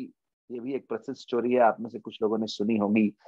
बोले बहुत सब सेनाएं तैयार करी जब, और इतनी सब सेनाओं को तैयार करके बोल दिया जो व्यक्ति, जो युवा, any youth in my kingdom जो पार्टिसिपेट नहीं करेगा, उसे जलते हुए तेल की कढ़ाई में फ्राई किया जाएगा। एंड सेकंड, जो युद्ध में लेट आएगा उसको भी फ्राई किया जाएगा। सब लोग भाग के आ गए बाहर। Everyone was out there in the kingdom. सब लोग थे वहां पे, सबका ट्रेनिंग हो गया, युद्ध शुरू होने वाला था। एक व्यक्ति नहीं दिख रहा था, उसका नाम था राजा सुधन्व। ये कौन थे? हंसध्वज के पुत्र थे। अभी ये क्या हो गया, ये युद्ध करने से पहले अपनी माता से आशीर्वाद लेने के लिए गए, और जब माँ से आशीर्वाद लेने के लिए गए, माँ रोती जा रही थी, रोती जा रही थी, लेकिन बड़ी गर्वित होके बोलती है अरे बेटा, तू कृष्ण के हाथों मरेगा या अर्जुन के हाथों मरेगा, इससे बड़ा सौभाग्य का हो सकता है। तो यहाँ पे हम देख रहे हैं महिला को इमोशन भी है, भावनाएं भी है, पुत्र से प्रेम भी है, लेकिन वो भावनाओं में इतनी नहीं बह गई कि अपनी बुद्धि खो बैठी। बोली बेटा जा, ये सबसे बड़ा सौभाग्य है। इमोशंस है तो क्या हुआ, उनको दबा के मैं बोलती हूँ go and get this Fortune, जाओ इस भाग्य को प्राप्त, इस सौभाग्य को प्राप्त करो। सुधन वो बड़े खुश हुए, बोले कैसी माँ है मेरी, मुझे गर्व है कि इस माँ का पुत्र हूं जो इतना कृष्ण सेवा को, कृष्ण समर्पण को इतना महत्व देती है। रोती जा रही। एक प्रसंग मुझे अच्छा लगा, पहले भी शायद एक कथा में बोला था कहीं तो, कि लक्ष्मण लक्ष्मण जब सुमित्रा से परमिशन लेने गए थे मैं राम जी के साथ जाऊं, उस समय सुमित्रा रो रही थी और लक्ष्मण को लग रहा था कि मैं एक हिरन हूं जो शिकारी की गुफा में जा रहा हूं। क्यों? मेरी माँ का वात्सल्य का जो शिकार है वो मुझे फांस लेगा, मैं वापस नहीं आ पाऊंगा, माँ के सामने मैं फंस जाऊंगा और अपना इच्छा को त्याग दूंगा। और बोलते हैं जब सुमित्रा से मिले और सुमित्रा ने परमिशन दे दिया, लेकिन वो भी रो रही थी। लक्ष्मण जब बाहर आए तो लक्ष्मण को लगा आज तो मानो मेरे प्राण बच गए हो, मेरी भक्ति के प्राण बच गए हो, क्योंकि मैं भी अपनी माँ के सामने बिल्कुल वात्सल्य में टूटने वाला था और मैं हार मानने वाला था कि मैं तो घर पे रहूंगा, राम की सेवा नहीं करूंगा। लेकिन कैसे बाल बाल बचा और वापिस आया। तो ऐसे यहाँ पे वो अपनी माँ पे बहुत गर्व अनुभव कर रहे हैं कि रो रही है लेकिन बोल रही है जाओ सेवा करो। अपनी पत्नी के पास में बोले ये बिगर मिशन है। माँ को तो कन्विंस कर लिया है, पत्नी को कन्विंस करना वुड बी डिफिकल्ट। पत्नी बोली आप नहीं जा सकते, अभी अभी तो हमारी शादी हुई है, हमारी संतान भी नहीं हुआ, हाउ यू कैन गो। अगर आप मर गए तो मैं इतनी छोटी उम्र में विधवा हो जाऊंगी, और अगर आपको जाना ही है तो मुझे संतान दे के जाओ। This is no time for all this, now I have to go. बोले नहीं आप मुझे संतान दे के जाओ। उन्होंने रोक लिया। इसलिए सुधनवा को देरी हो गई, और जब तक वो युद्ध भूमि में पहुंचे युद्ध शुरू हो चुका था। ऐसा घमासान युद्ध हो रहा था। राजा को समाचार गया, सब आ गए, आपका बेटा लेट हो गया। राजा ने बोला इस समय बेटा बेटा मैं देखने वाला नहीं हूं, put him in the boiling oil. Sudhanva को डाल दिया कढ़ाई में। अभी सुधन्व को कढ़ाई में डाल दिया, तो अभी जब कढ़ाई में डाला तो कोई देख नहीं पाया। अभी कढ़ाई इतनी बड़ी थी, ऊपर से डाल दिया तो सब लोग नीचे खड़े हैं, सब लोग देख नहीं पाए, और सब लोग आंख बंद कर देखना चाहते भी नहीं थे, बिकॉज सबको इतना प्रेम था अपने राजकुमार से, बहुत ही अच्छा। He was such a wonderful person. In fact जब उसको कढ़ाई में डाल रहे थे तो सुधन्व ने एक बड़ी अच्छी बात सोची। आप सब इस बात पे भी चिंतन कर सकते हैं। सुधन्व बोलते हैं मैंने अपनी माँ को खुश करना चाहा, अपनी पत्नी को खुश करना चाहा, अपने पिता को खुश करना चाहा, प्रयास किया। इस दुनिया में हम अपने सभी रिश्तेदारों को खुश करने का प्रयास करते हैं, प्रयास करते हैं, फिर भी कोई ना कोई दुखी रह ही जाता। बोले अब ऐसा समय आ गया है, I gave best to my other duties, बाकी सब ड्यूटीज कर दिया, अब मैं अपनी जो प्रमुख कर्तव्य है कृष्ण के प्रति वो पूरा करता हूं। पूर्ण रूप से उन्होंने कृष्ण पे ध्यान लगाया। बोले अब तो मरने ही वाले हैं, so let me forget pleasing other people. कर लिया जितने लोग को प्रसन्न करना था, done with all that nonsense, now let's focus on Krishna. ऐसा ध्यान लगाया उन्होंने, लेकिन कढ़ाई में तो डाल दिए गए। और वो जब कढ़ाई में गिर रहे थे तो भगवान का नाम ले रहे थे, हे गोविंद, हे दामोदर, हे माधव, हे कृष्ण। तो हुआ क्या, काफी समय तक ये आवाज आती रही, काफी समय तक ये मंत्र उच्चारण होता गया। सैनिक लोग सोच रहे हैं अरे इसको तो कढ़ाई में डाला, ये तो अंदर स्विमिंग की आवाज आ रही है, as if somebody is swimming there. वो ऊपर सीढ़ी से चढ़ा, देखा अरे ये तो स्विम कर रहा है, और स्विमिंग करते हुए भगवान का नाम जप कर रहा है। तो एक सैनिक ने बोला लगता है कि तेल गर्म ही नहीं हुआ, तेल ठंडा है। तो देखिए आप लोग कभी कुछ फ्राई करते हैं, बहुत सारी माताएं हैं तो देखते हैं, जब वो फ्राई करते हैं तो पहले कुछ डाल के देखते हैं तेल गर्म हुआ कि नहीं हुआ, and then only you start frying, कि तेल प्रॉपरली गर्म होना चाहिए। तो I remember in my childhood when I used to be very hungry, तो मेरी मदर पकोड़ा कुछ फ्राई करती थी, तो मैं जल्दी जल्दी डाल दो पकोड़े को। अरे अभी तेल गर्म नहीं हुआ, पहले उसे गर्म होने दो। फिर वो दिखाती थी, देखो ऐसे टेस्ट करते हैं तेल गर्म हुआ कि नहीं हुआ। सो इन्होंने बोला तेल गर्म नहीं हुआ, तो एक सैनिक ने बोला चलो टेस्ट करते हैं उसको। कैसे टेस्ट करेंगे, उन्होंने एक नारियल लिया, नारियल का जो खोल होता है उसके दो हिस्से किए, उसको डाला। जैसे ही डाला तेल इतना गर्म था, वो नारियल के दो टुकड़ों के 1000 टुकड़े हुए, और जिस जिसके मुख पे वो नारियल लगा उसका मुख जल गया, उसकी दाढ़ी जल गई, उसके चेहरे पे बर्निंग मार्क्स आ गए। और अभी तो उसे तेल में डाला भी नहीं, थोड़ी बूंदों ने ये हाल कर दिया। तो सोचिए सुधन्व जो तेल की कढ़ाई में है उसका क्या हो रहा। सब लोग समझ गए सुधन्व की कृष्ण भक्ति बहुत श्रेष्ठ है। बोलो सुधन्व राजकुमार की जय। राजा तक ये समाचार पहुंचा, राजा इतने गर्वित हो गए, बोले क्या बात है, ऐसा पुत्र, छाती चौड़ी हो गई। बोले लेके आ उसको। तेल से निकाला, स्नान वान कराया, तैयार किया, जब तक गया वो पूरा युद्ध खत्म हो गया था, समाप्त, खत्म नहीं हो गया था, कुछ निर्णय नहीं हो रहा था, ऐसा युद्ध। तभी युद्ध शांत हुआ और डिसाइड किया 1-to-1 युद्ध हो।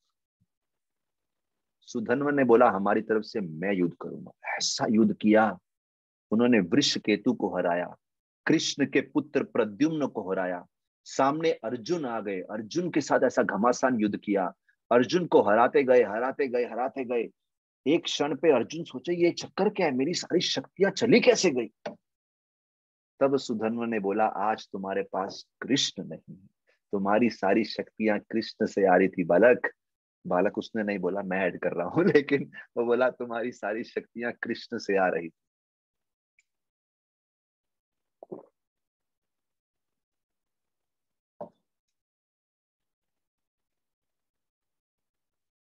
This is amazing. That's why first priority Krishna के साथ नाता जोड़ो, बाकी सब काम होगा, अच्छे से होगा। और हम वहीं पे गड़बड़ करते हैं, हम अपनी शक्तियों पे बहुत डिपेंड करते हैं, कृष्ण के साथ नाता अच्छे से नहीं जोड़ते।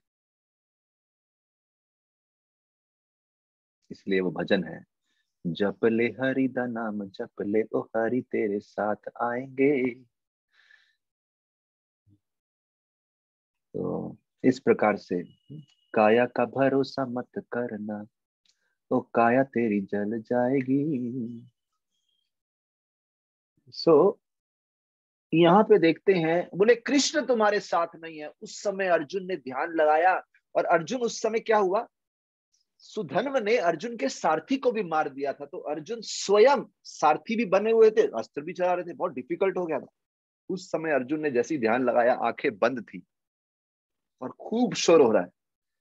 तभी अर्जुन की आंखें बंद हैं और एक मीठी सी आवाज आती है और बोलते हैं, अर्जुन लगाम छोड़ो, अर्जुन लगाम छोड़ो, अर्जुन लगाम छोड़ो। वो इतनी मीठी अमृतमय आवाज होती है, अर्जुन तो पहचान लेते हैं ये तो हमारे सारथी पार्थ सारथी की आवाज है। देखते हैं कृष्ण स्वयं लगाम हाथ में लिए हुए हैं, बोलते हैं, अर्जुन मैं आ गया, now relax, come on, take it easy. जैसे ही कृष्ण आते हैं, सुधन्व अपने घुटनों पे गिर जाते हैं, और घुटनों पे गिर के सामने he says, घुटनों पे गिर के ही स्टार्ट्स ऑफरिंग प्रणाम्स। और उनके पिता हंसध्वज बोले, जिसके लिए युद्ध किया था वही तो था, कृष्ण को लाना था, मेरा पुत्र कृष्ण को ले आया। हंसध्वज बिकम सो हैप्पी, ऐसा पुत्र है। और ये पुत्र को जो लेके आ गए, वो कृष्ण को जो लेके आ गए, दोनों प्रणाम कर, अभी दोनों प्रणाम कर रहे हैं, वो मंत्र जप कर रहे हैं, हे कृष्ण करुणा सिंधु दीन बंधु जगत पते, गोपेश गोपिका कांता राधा कांत नमस्तुते। तभी to the utter surprise of everyone, उस समय सुधन्व उठते हैं और बोलते हैं, चल अर्जुन अब युद्ध कर। अर्जुन बोलते हैं, अभी तो कृष्ण आ गए, अभी तो छोड़ दे, क्यों क्यों अपनी जान को संकट में डाल रहा है, प्राण को, कम ऑन। सुधन्व के मन में कुछ तो है। सुधन्व ऐसा बाण छोड़ते हैं, बोले कृष्ण के साथ अर्जुन का रथ कहीं दूर जाके गिरता है। कृष्ण बोलते हैं, अर्जुन देख सुधन्व की शक्ति, कर्ण ने भी तुम्हारा रथ इस प्रकार से नहीं हिला पाया जैसे सुधन्व ने हिलाया। फिर कृष्ण बोलते हैं, अर्जुन मैं इसकी मनोकामना को समझ गया, ये ऐसा क्यों कर रहा है, इसके मन में एक इच्छा है, इसकी मोक्ष की इच्छा है। अर्जुन एक बाण चला, मैं उस बाण में सब शक्ति डालता हूं, वो बाण सीधा सुधन्व की गर्दन को काटेगा। एक्चुअली उन्होंने अर्जुन को बोला नहीं ऐसा, लेकिन उन्होंने किया ऐसा। तो जब अर्जुन ने बाण चलाया, वो सीधा सुधन्व की गर्दन को काटा, और सुधन्व का शरीर गिरा गिरा और सुधन्व की जो शीश था, वो सीधा कृष्ण के चरणों में आके गिरा। कृष्ण ने सुधन्व का शीश अपने हाथों में लिया, और सुधन्व की आत्मा सीधा कृष्ण के मुख में प्रवेश करी। और हंसध्वज इतने प्रसन्न हो गए, अपने बेटे को मोक्ष मिलता हुआ। और उस समय हंसध्वज ने सोचा, अब हम भी कृष्ण की इस यात्रा के साथ ज्वाइन हो जाएंगे, अश्वमेध यज्ञ के साथ, और उनकी पूरी सेना को लेके वो जुड़ गए। और अब हमारी सबसे रोमांचक कथा आती है इसके बाद वाली, जो आई थिंक आज की आखिरी कथा लेंगे हम। इसके बाद जब वहां से निकले, अभी हंसध्वज की सेना भी साथ में है, and this beautiful incident which took place.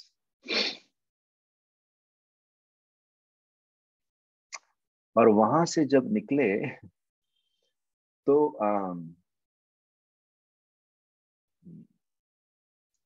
बोल गए, मणिपुर राज्य के थोड़ा आगे जाके दूसरा स्थान था, वहां पे पहुंच गए। और वहां पे जब गए, तो वो इतने हक्के बक्के रह गए कि वहां पे जैसे ये लोग अश्वमेध यज्ञ करने का प्रयास कर रहे हैं, वहां पे एक दूसरा अश्वमेध यज्ञ होने का प्रयास हो रहा है, और उसके लिए एक दूसरा घोड़ा वहां पे उपस्थित। There is another horse there.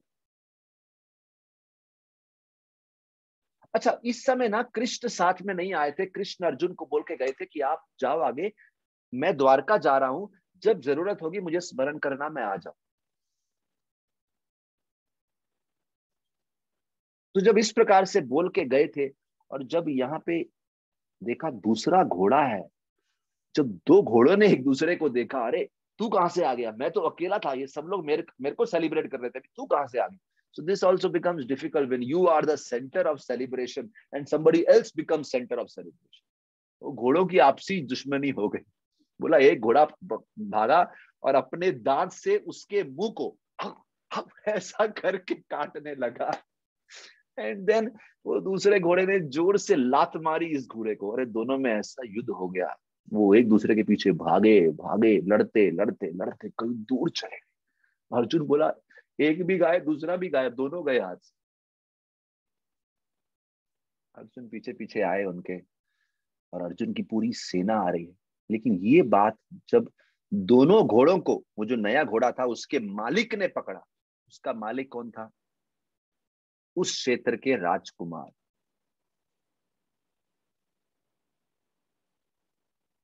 उनका नाम है ताम्रध्वज। देखिए पहले नील ध्वज थे, फिर हंस ध्वज आए, अभी ताम्रध्वज आए। उन्होंने पकड़ा, बड़े आनंद हो गए, बोले आज अर्जुन का घोड़ा हाथ लगा है, मैं तो इन दोनों घोड़ों को रख लूंगा। अरे आज अर्जुन से युद्ध करने का मौका मिलेगा, और अगर अर्जुन को युद्ध में हरा दिया तो यहाँ मेडल लगेगा, मेडल की अर्जुन को हराया है, मेरी छाती चौड़ी हो जाएगी, पिताजी को बताऊंगा अर्जुन को हराया है। और बोले अर्जुन को बचाने के लिए कृष्ण को भी आना पड़ेगा, मैं कृष्ण को भी हराऊंगा। दिस इज व्हाट ताम्रध्वज का एम्बिशन देखो जरा।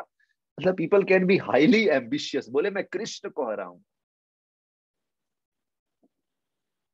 और कभी कभी एम्बिशन अच्छा काम करता है, कभी कभी नहीं, अक्सर एम्बिशन होना चाहिए। This is important. अभी आगे जाके देखेंगे इन्होंने क्या किया ताम्रध्वज। ऐसा एम्बिशन था, बोले अर्जुन को भी हराऊंगा, कृष्ण को भी हराऊंगा, आने दो सामने दोनों को आज, लेट बोथ कम। और जब पांडवों की सेना, अर्जुन की सेना वहां पे आई, फिर से एक बड़ी बड़ी सेना सामने खड़ी। ताम्रध्वज ने ऐसा युद्ध किया, ऐसा युद्ध किया, पांडवों की सेना पूर्ण रूप से हार गई, अर्जुन हारने लगे। तब कृष्ण को वहां पे आना पड़ा, और जब कृष्ण अर्जुन के साथ युद्ध कर रहे थे, ताम्रध्वज का जोश देखो, उत्साह देखो, उसका शौर्य देखो, उसका तेज देखो।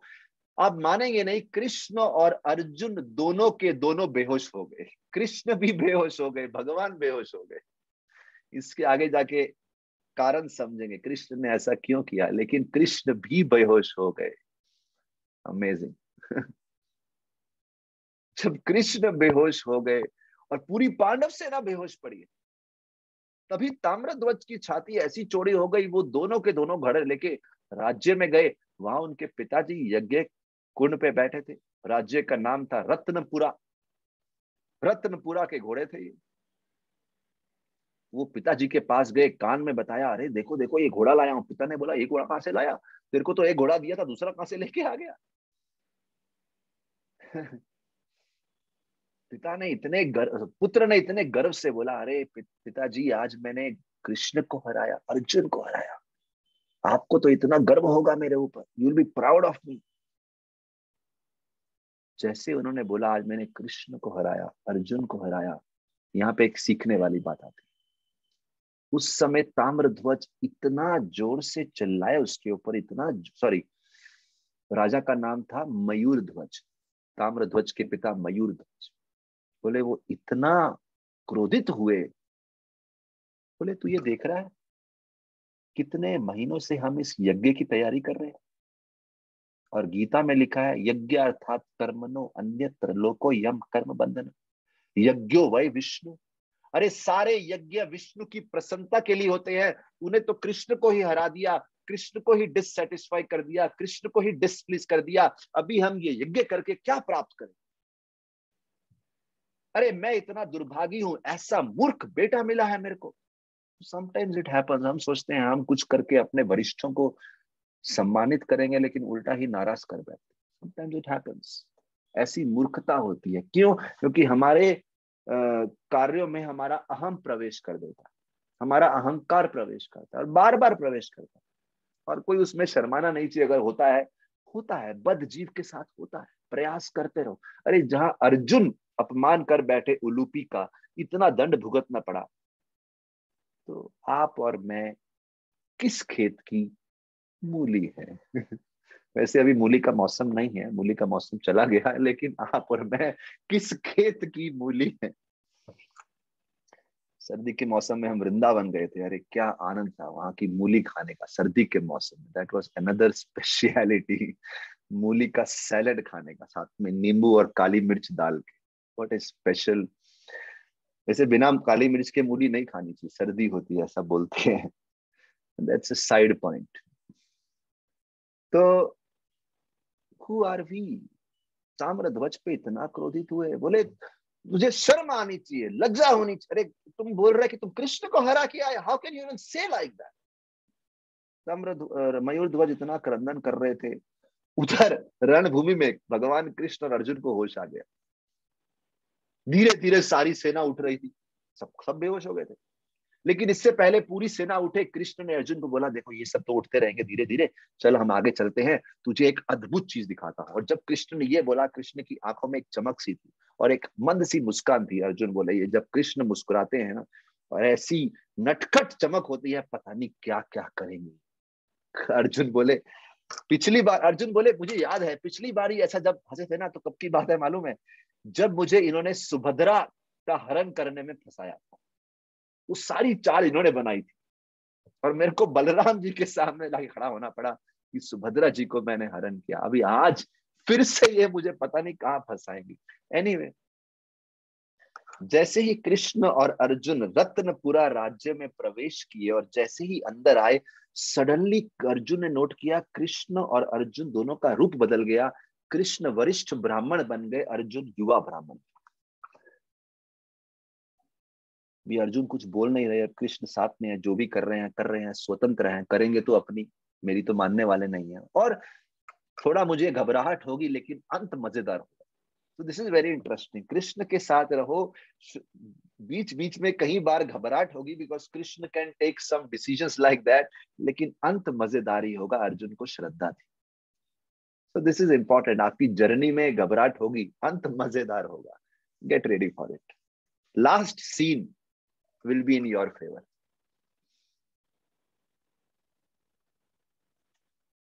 So कृष्ण जोल्ट देते हैं, अर्जुन को जोल्ट दिया। लेकिन जब रत्नपुर में प्रवेश किए, ओह, अर्जुन ने क्या नोट किया?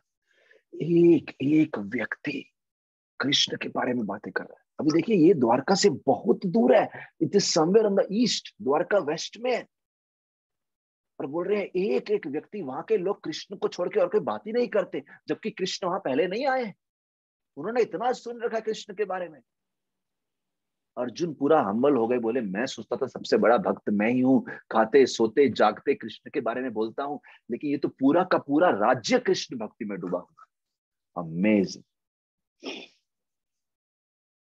एंड यू नो, समटाइम्स आपने देखा रहेगा, डिवोटी लोग भक्ति करते हैं, लेकिन उनके बच्चे जो बचपन से ही भक्ति करते आए हैं, वो कभी कभी कृष्ण को लाइटली ले लेते हैं। ठीक है, अपने दोस्त हैं, बचपन से देखते आ रहे हैं घर में। You know, sometimes devotee children can take it really lightly. ऐसे ही यहाँ पे पूरा राज्य कृष्ण की सेवा करता है, लेकिन वहां पे जो तम्रध्वज है ना, उसने कृष्ण से युद्ध किया, बोला हम कृष्ण से युद्ध करेंगे। उनको एक था कि हम तो चलो डिवोटी परिवार में से, अच्छा आनंद है, चिंता ही मत करो, कृष्ण तो अपने हैं। So he was of a different kind only. तो वहां पे आप देखिए, जब इस प्रकार से पूरे राज्य को देखा, जब वो राजा के महल में आए, राज के जो गार्ड्स थे, उन्होंने बड़े सम्मान से दोनों को अंदर लेके गए, very respectfully. And when they took him inside, वरिष्ठ ब्राह्मण युवा ब्राह्मण दोनों को अंदर लेके गए। और जब अंदर लेके गए, वहां पे मयूर ध्वज ताम्र ध्वज से बात कर रहे हैं, अरे तुमने कृष्ण को हरा दिया, ये कर दिया, वो कर दिया। लेकिन जब उन्होंने ब्राह्मण को देखा, बोले क्या सेवा करें आपकी? वरिष्ठ ब्राह्मण ने बोला, मैं अपने पुत्र का विवाह करने एक गांव में जा रहा था, रास्ते में मेरा पुत्र का विवाह करने लेके जा रहा था, रास्ते में एक शेर आ गया, वो मेरे पुत्र को पकड़ लिया, बोला इसको तो मैं खा जाऊंगा। जब मैंने उससे अपने पुत्र को बचाने की कोशिश करी तो वो शेर मनुष्य की आवाज में बोलने लगा। या आई थिंक ये जो साथ में युवा ब्राह्मण है, शायद उनके पुत्र नहीं थे, बोले मेरे पुत्र को वो खाने लगा, लेकिन वो बोला कि इसका बदले में अगर मुझे कोई चाहिए तो अगर आप राजा मयूर ध्वज के शरीर को काट के आधा शरीर मेरे पास लेके जाओ तो मैं आपके पुत्र को छोड़ दूं।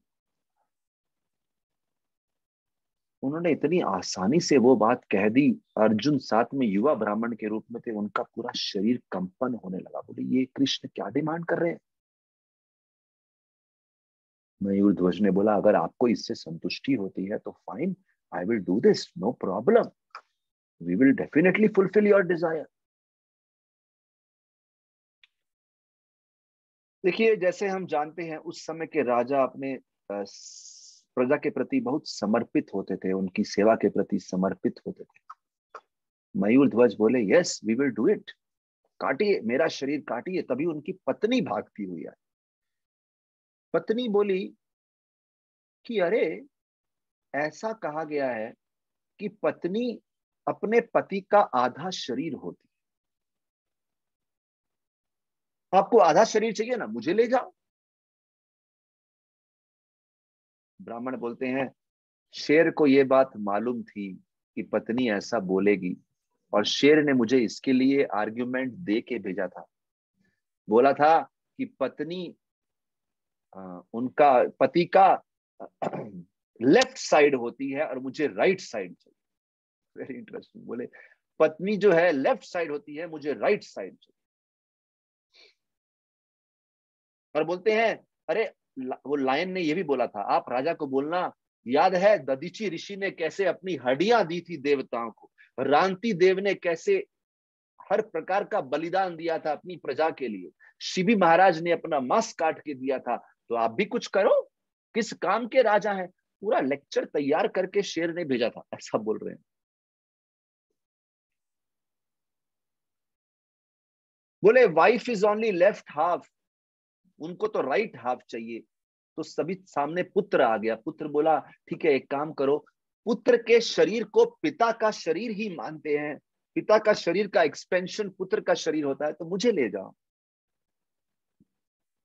कृष्ण बोलते हैं, जो ब्राह्मण के रूप में है, बोले लायन ने ये भी बोला था कि पुत्र ऐसा बोलेगा, और उसके लिए तैयार करके भेजा है। और उस लायन ने बोला था कि अगर पुत्र ऐसा बोलेगा तो पुत्र को बता देना, मुझे मयूर ध्वज का शरीर चाहिए, लेकिन वो शरीर काटा जाना चाहिए उसकी पत्नी और पुत्र द्वारा, then only I will accept. Amazing. तो अभी पत्नी और पुत्र बोले, नहीं ऐसा कभी नहीं होगा, लेकिन राजा ने तो आदेश दे दिया, ऐसा करना ही होगा। और इस समय तक अर्जुन की आंखों से आंसू बह रहे थे, अर्जुन रो रहे थे, क्यों ये ऐसा कर रहे हैं, कैसे, तो वो अपने आंसू छुपा रहे थे क्योंकि वो वरिष्ठ ब्राह्मण की साइड से आए थे। He was just trying to hide it. राजा ने बोला, अरे ये तो बहुत बड़ा सम्मान है, अगर एक राजा अपने डिपेंडेंट्स की सेवा में सब समर्पण करेगा।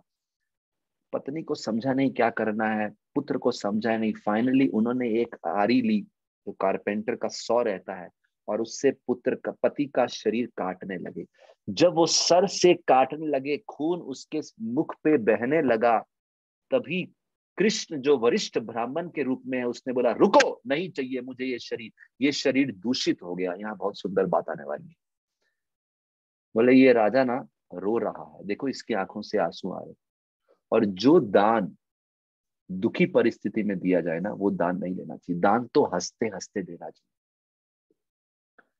तब मयूर ध्वज बोले, आपकी बात सही है, मैं रो रहा हूं, लेकिन देखो मेरा लेफ्ट साइड रो रहा है, राइट साइड नहीं रो रहा। और लेफ्ट साइड इसलिए रो रहा है कि राइट साइड को सेवा का मौका मिला, लेफ्ट साइड को सेवा का मौका नहीं मिला, इसीलिए रो रहा है।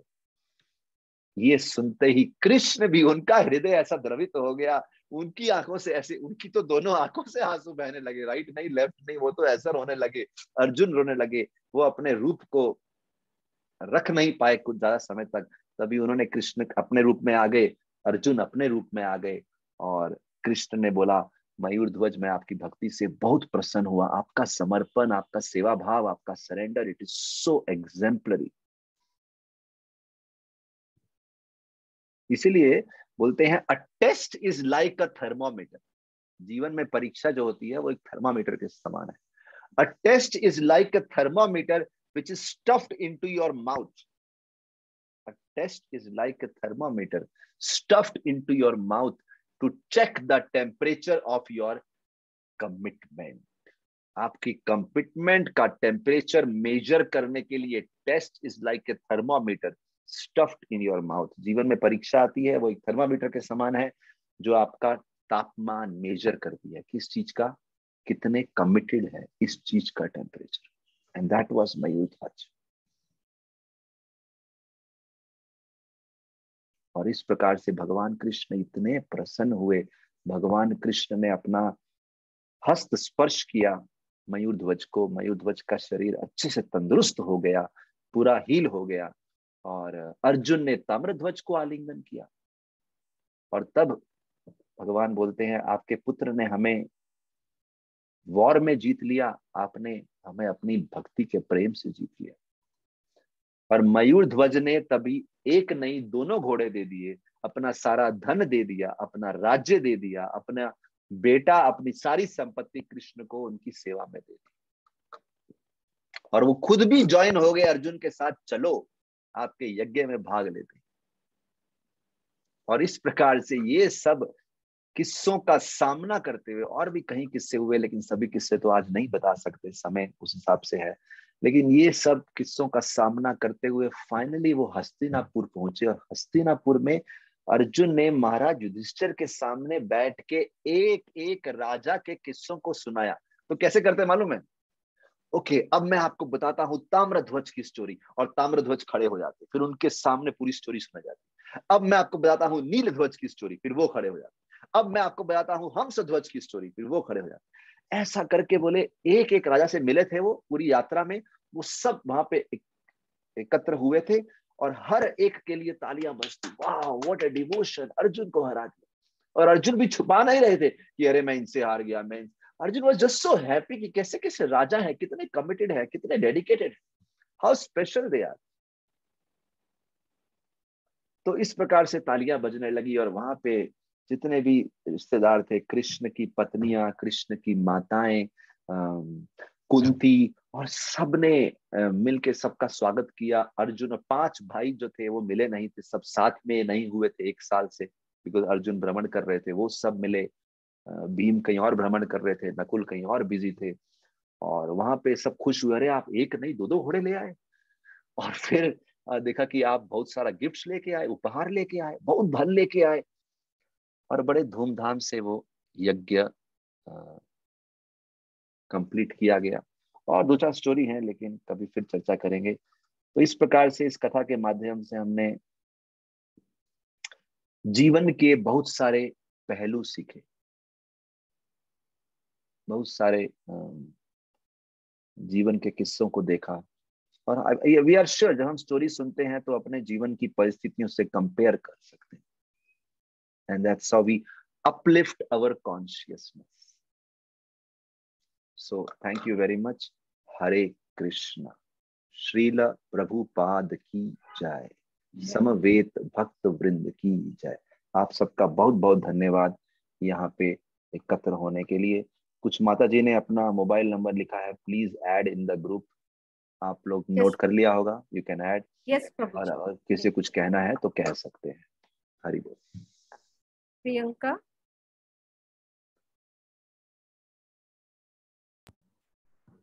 हरे कृष्णा प्रभु जी। हरे कृष्ण। आज तो शब्द ही कम है हमारे पास एक्सप्लेन करने के लिए कि कितनी सुंदर सुंदर कथाएं आज आपने बताई। तो सबसे पहले पूरी श्रद्धा टीम की तरफ से और हमारी ऑडियंस की तरफ से आपका बहुत बहुत धन्यवाद, इतनी सुंदर कथा करने के लिए, जो हमें से शायद बहुत लोगों ने पहले सुना भी नहीं होगा। कि किस तरह से वो अश्वमेध यज्ञ के घोड़े को ले जाके वो सबसे मिलते हैं, नीलध्वज की कथा, बब्रू वाहन की कथा, और सबकी कथा आज आपने सुनाई। और उसमें से कितने लेसन्स भी हमने सीखे कि कभी भी एक्शन से तुरंत रिएक्शन नहीं करना चाहिए, उसको थोड़ा समझना चाहिए। और आखिरी का जो कथा आपने बहुत ही अच्छा बताया, मयूर ध्वज और ताम्र ध्वज की कथा, उससे भी लेसन हमने बहुत सीखे। तो उम्मीद आशा करते हैं कि ऐसी सुंदर कथाओं का श्रवण आपसे जरूर सुनने को मिलेगा। बहुत बहुत धन्यवाद प्रभु जी। थैंक यू प्रियंका माता जी। हरे कृष्णा। सभी माताओं का बहुत धन्यवाद, विशेष रूप से जो लोग ऑर्गेनाइजिंग टीम में है उनका धन्यवाद।